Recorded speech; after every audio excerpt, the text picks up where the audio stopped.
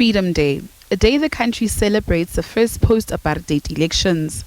This year, the country will observe the day under a different dispensation, a government of national unity.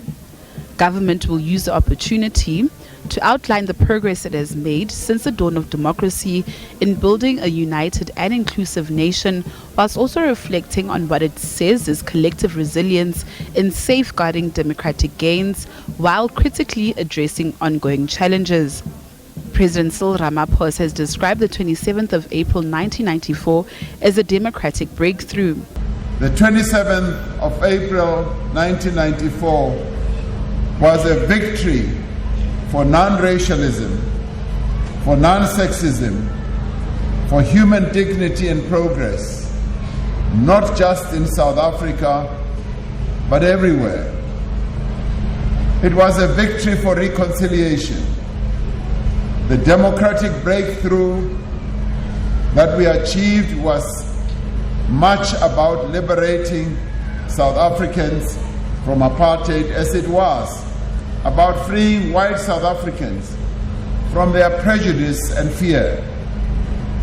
As President Nelson Mandela said, the system of apartheid robbed both the oppressed and the oppressor alike of their humanity.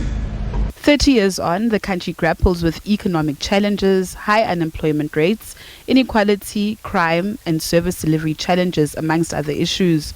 Although government has made concessions that the country faces these problems, the country's first citizen says the country has come a long way in addressing them.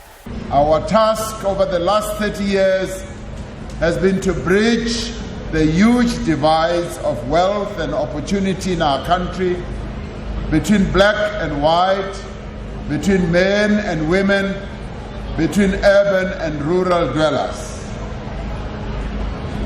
We have done so not only to correct the injustices of the past, but also that we may realize the full potential of an economy in which every person has a stake and in which every person has the opportunity to make a meaningful contribution.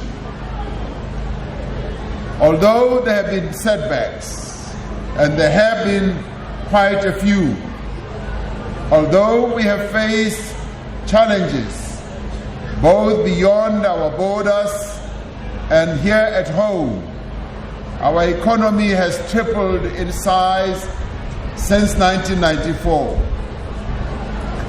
While unemployment still remains our greatest and most pressing challenge, the number of South Africans in employment increased from 8 million in 1994 to over 16 million now.